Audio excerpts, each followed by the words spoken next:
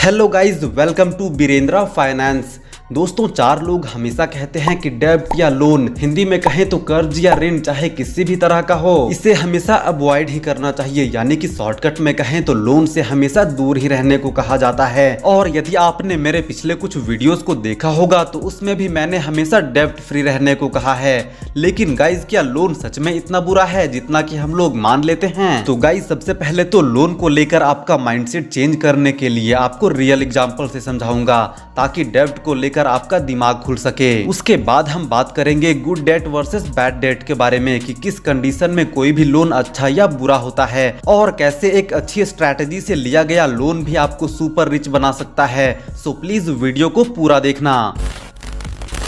तो guys, good डेब्ट का सबसे अच्छा एग्जांपल वर्ल्ड की सबसे बड़ी इकोनॉमी अमेरिका है। इस टाइम पे अमेरिका की टोटल जीडीपी है लगभग 25 ट्रिलियन डॉलर्स की, लेकिन अमेरिका के ऊपर 30.1 ट्रिलियन डॉलर्स का नेशनल डेब्ट भी है। यानी कि जीडीपी से भी ज्यादा कर्ज है और प्रत्येक साल ये लोन बढ़ता ही जा रहा है। तो क्या अमेरिका डेब्ट के ट्रैप में फंस चुका है? तो गाइस, इसका जवाब है बिल्कुल भी नहीं, क्योंकि अमेरिका ने इतना सारा लोन वर्ल्ड बैंक से अपने देश के डेवलपमेंट और इंफ्रास्ट्रक्चर को और भी ज्यादा स्ट्रॉन्ग बनाने के लिए लिया है, ताकि अमेरिका की जीडीपी और भी ज्यादा स्पीड से ग्रो कर सके। इसी प्रकार यदि कोई भी कंट्री लोन लेकर उसे इंफ्रास्ट्रक्चर को डेवलप करने के लिए या अच्छी योजनाओं में इन्वेस्ट करती है, तो वो लोन देश की जनता और सरकार दोनों के लिए फायदेमंद होता है, क्योंकि अच्छा इंफ्रास्ट्रक्चर होने से अच्छी कनेक्टिविटी मिलती है, जिससे बिजनेसेस ग्रो होते हैं एंड इसी से देश की अर्थव्यवस्था यानी कि जीडीपी और भी ज्यादा स्पीड से ग्रो करती है। और यही सबसे अच्छा एग्जाम्पल है गुड डेब्ट का।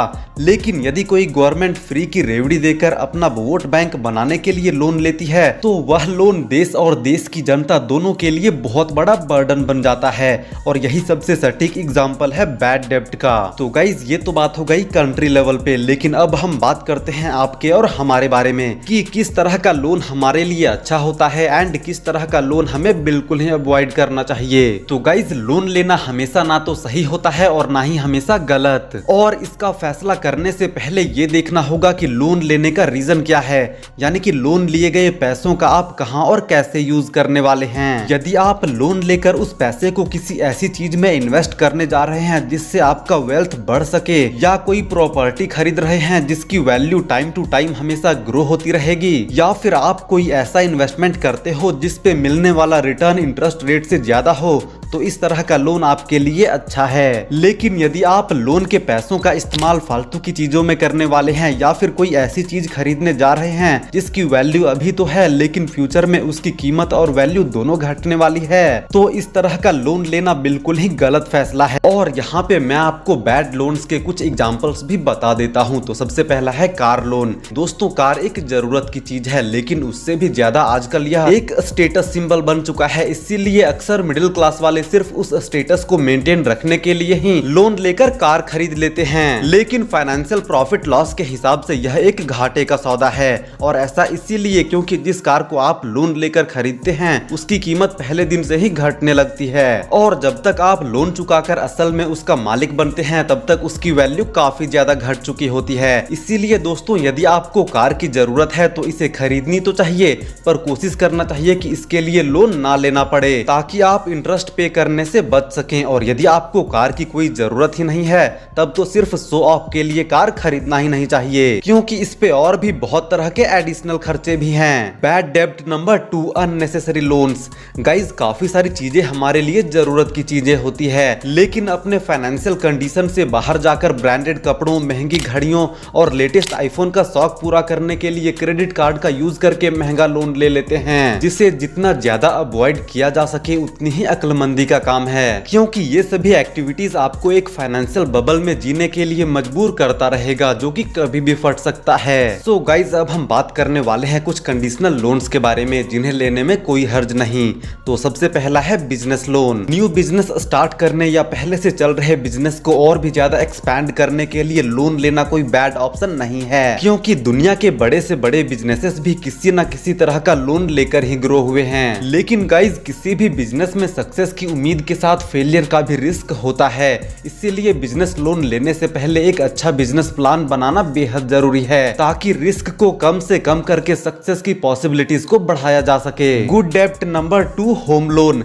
घर खरीदने के लिए कर्ज लेने में भी कोई दिक्कत नहीं है, पर इसमें एक शर्त ये लागू होता है कि लोन की रकम इतनी ही हो जिसकी EMI आप आसानी से चुका सके। इसका एक सिंपल सा फॉर्मूला ये है कि होम लोन की EMI आपकी रेगुलर इनकम के 30% से ज्यादा नहीं होना चाहिए। और यदि आप अपने रहने के लिए लोन लेकर घर खरीदते हैं तो इसके कई लाभ हैं।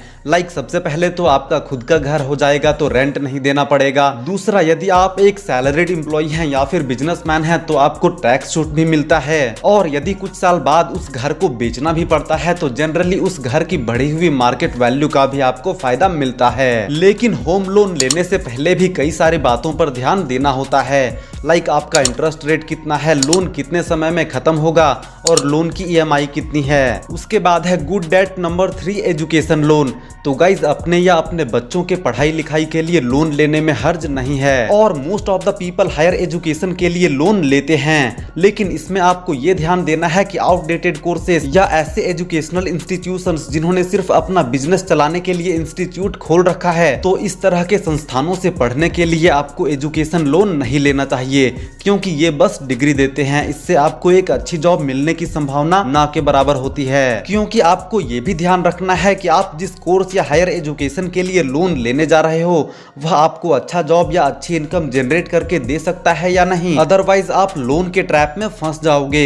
आजकल लोग एजुकेशन के लिए 20-20, 25-25 लाख तक का लोन ले लेते हैं और जॉब मिलती है सिर्फ 20,000 वाली। इसीलिए एजुकेशन लोन भी आपको सोच समझ कर ही लेना चाहिए। तो गाइज, ये सभी थे कुछ गुड डेब्ट के एग्जांपल्स, पर इन पे भी कुछ कंडीशनल रूल्स लागू होते हैं। लेकिन अब हम बात करने वाले हैं कुछ ऐसे लोन्स के बारे में जो अच्छे भी हो सकते हैं और बुरे भी, जैसे कि पुराने कर्ज को चुकाने के लिए नया कर्ज। यदि आप लो इंटरेस्ट वाला लोन लेकर हाई इंटरेस्ट वाले पुराने लोन को चुका सकते हैं तो यह एक अच्छा ऑप्शन है। लेकिन इस पर भी कोई भी डिसीजन लेने से पहले दोनों तरह के लोन्स पर लगने वाले इंटरेस्ट रेट के अलावे अन्य शर्तों और लोन ट्रांसफर पर होने वाले खर्चे पर भी अच्छी तरह से विचार कर लेना चाहिए। यदि आप किसी बैंक लोन के सिर्फ अच्छे ऑफर को देखकर ही लोन ले लेंगे और बाकी की चीजों को नहीं देखेंगे तो आप और भी ज्यादा फंस सकते हैं। उसके बाद है स्टॉक मार्केट में इन्वेस्ट करने के लिए लोन। यदि आपके पास स्टॉक मार्केट के बारे में पूरा नॉलेज है, आप इसके माहिर खिलाड़ी हैं और इसमें निवेश करके पैसा बनाने की कला जानते हैं, तो आप लोन लेकर भी पैसे लगा और कमा सकते हैं।